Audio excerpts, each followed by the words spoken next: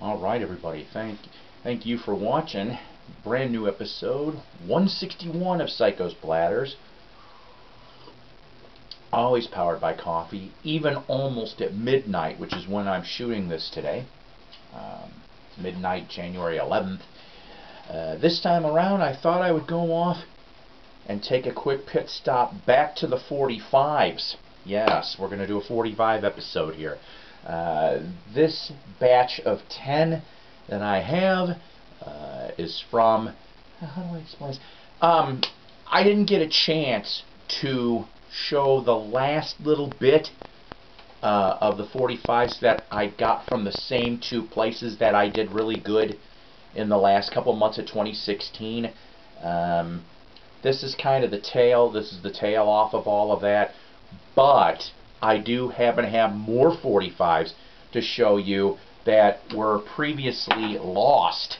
I was moving things around here, okay? So I think I've got about enough for at least 2 to 3 more episodes of 45s, which I think is what we're probably going to be doing. But here's this batch here. Let's start off right off the bat. You know how I am with researching things. By the way, most of these 45s, VG Plus to near mint for condition. Quarter a piece, each couldn't screw it up. From 1964, from Grady Martin, Heartaches by the Number. Grady Martin, he got his start. He basically was an American session guitarist for country and rockabilly records. He pretty much session guitared for people like Marty Robbins, Loretta Lynn, Elvis, Buddy Holly, Johnny Cash, and others. He started out at the age of 15 in Tennessee, but in the late 50s he became a session guitar player. For example, he was on Marty Robbins' El Paso. In the early 60s he was on Roy Orbison's Pretty Woman. He also did sessions with Brenda Lee, Lefty Frizzell, and Johnny Horton's Battle of New Orleans. He's on that too. And then in the 80s, after he pretty much retired from the studio portion, he actually went back out on the road, first with Jerry Reed and then with Willie Nelson. You can barely see him in Willie Nelson's Honeysuckle Rose movie. He toured until 1994. But he's also passed away too now, Grady Martin. But kind of interesting stuff, I'll admit, kind of interesting. Let's see here, where can I put you?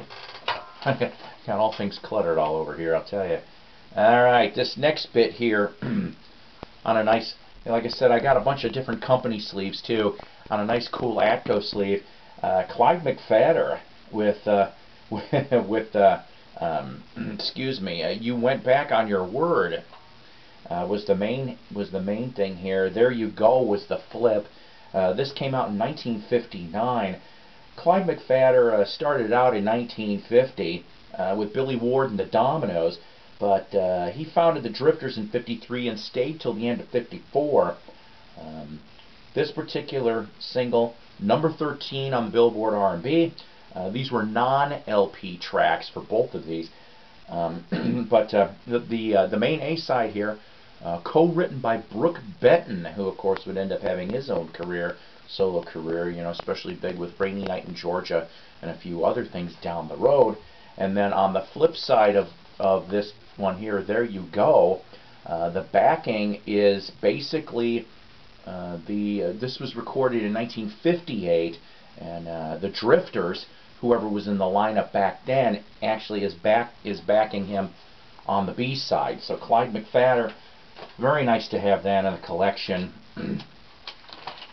To go from that to Coaster's Youngblood. Actually, this is one of those singles that's a double A-side, Coasters and Searching. Both R&B classics that would end up being covered by many people, including the Beatles.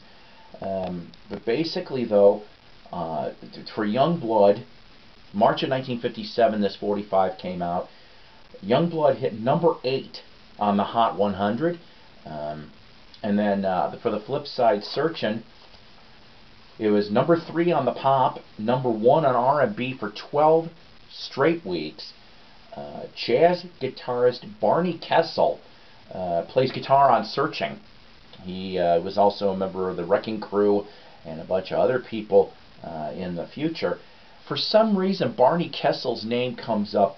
I want to say, wasn't he involved in Ricky Nelson's first couple 45s for Verve before he ended up on Imperial? Something tells me I think Barney Kessel had something to do with this.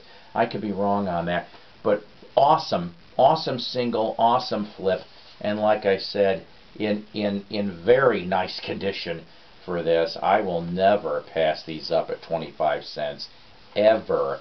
So we go from that to a little bit more, since this is being filmed in Northwest Arkansas, I thought I'd go off and give a little bit of Arkansas flavor. From May of 1962, I have brought up this artist before, different record, but from May 62, Bobby Lee Trammell on Alley Records doing the Arkansas Twist.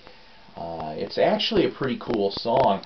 Bobby Lee Trammell, there is, well,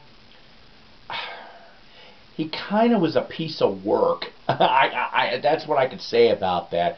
I like the record. I really do. I like both sides of this. But Bobby Lee Trammell, he was supposed to record for Sun. Something went wrong with that. He ended up getting in a minor fisticuffs before a Jerry Lee Lewis concert, and Bobby destroyed Jerry Lee's piano.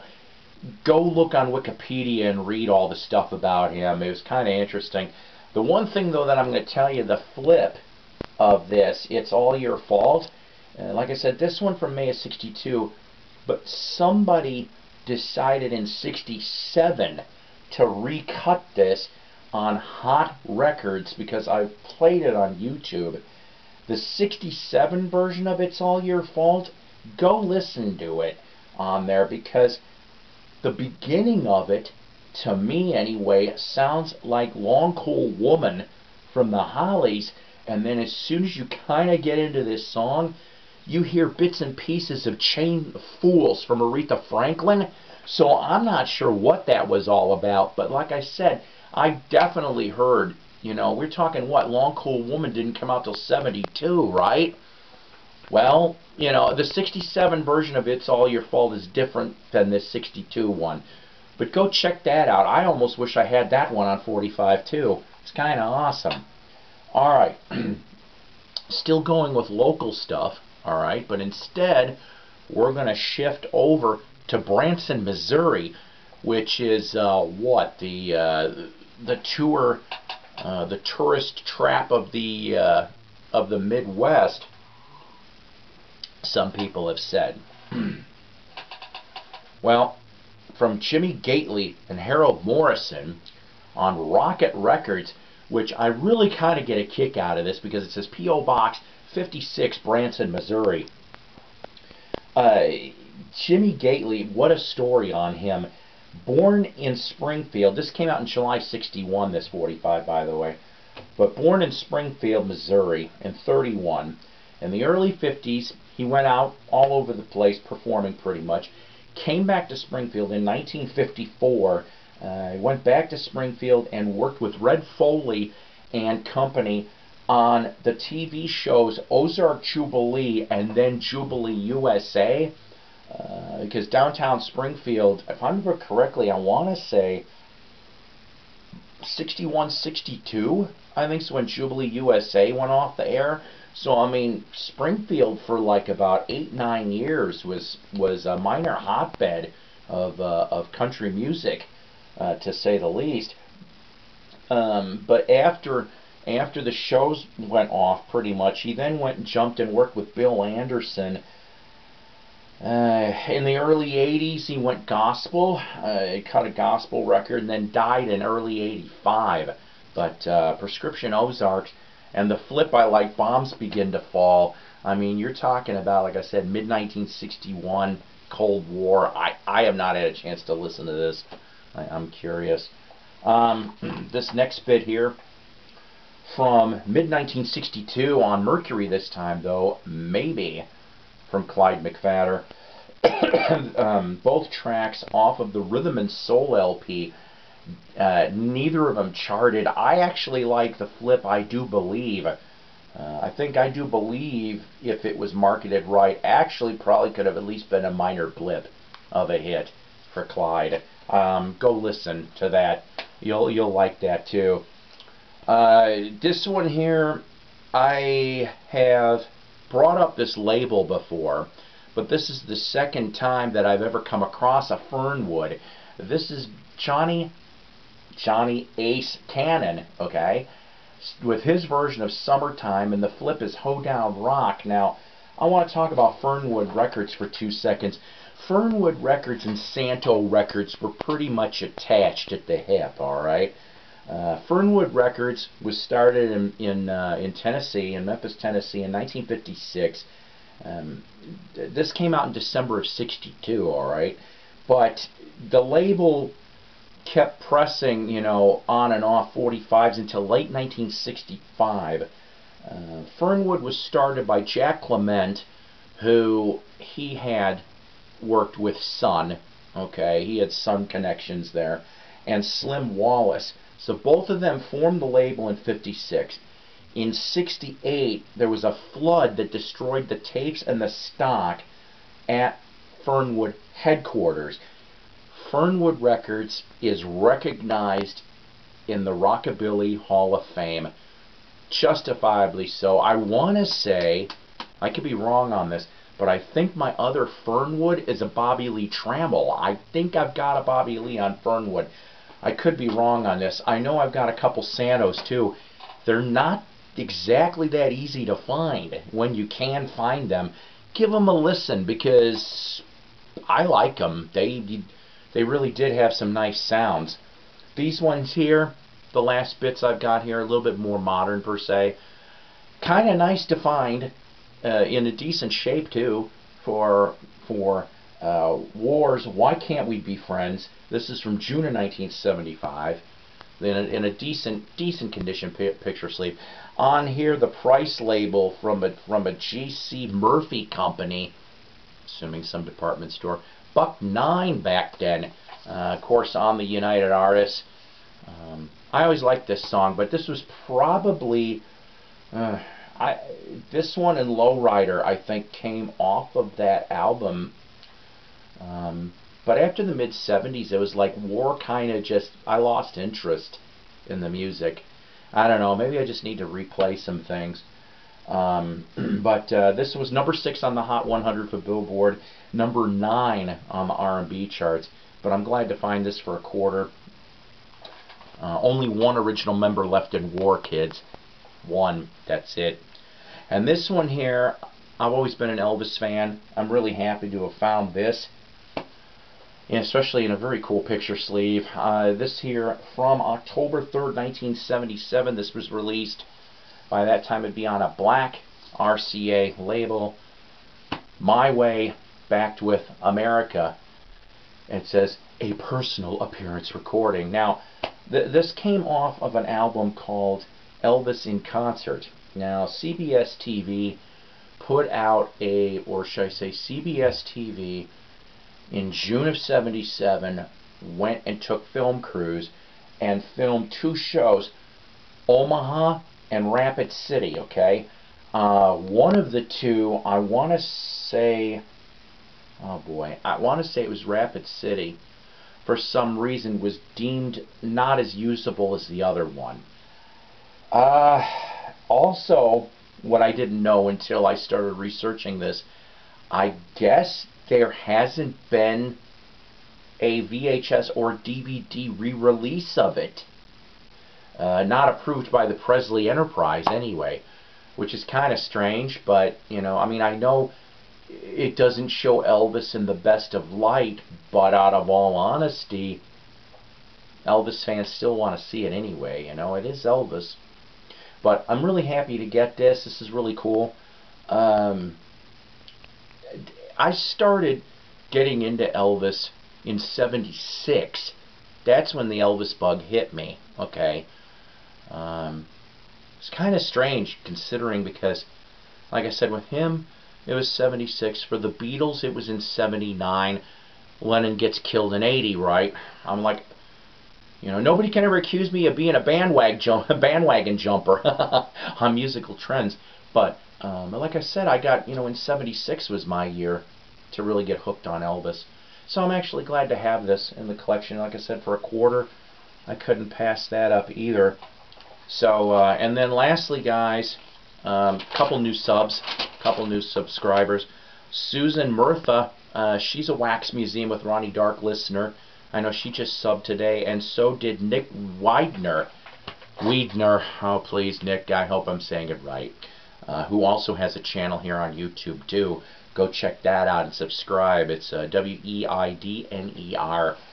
He just recently commented on my Rolling Stones Blue and Lonesome album review, which is, that video is the most watched video in Psycho Splatter's history. Over 3.6K, meaning 1,000 views.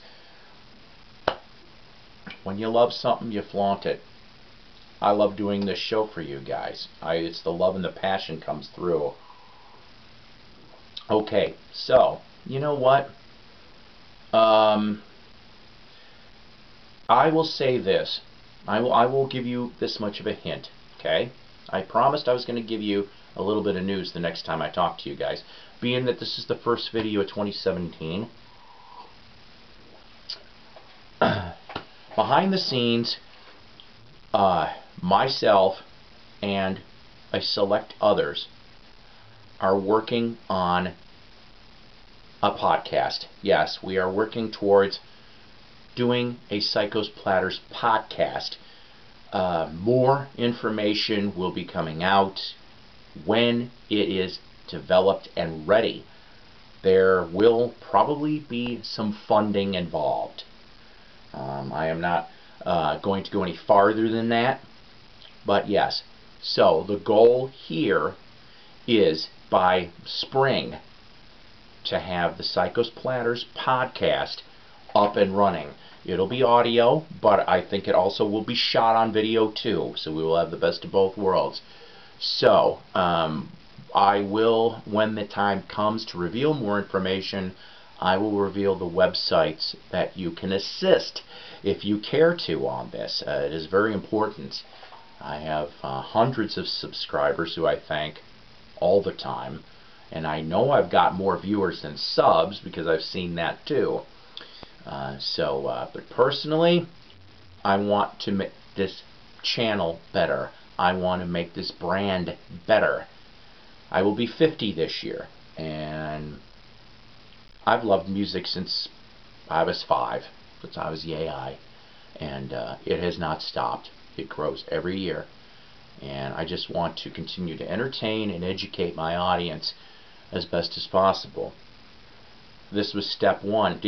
Like I said, we're talking, this is going to be the 5th year of Psycho's Platters in winter. This upcoming winter will be 5 years. And it's, like I said, natural progression. So podcast, Psycho's Platters podcast, coming soon. And I will let you guys know more information when that develops. You guys take care, rock on, God bless, and I'll see you next episode.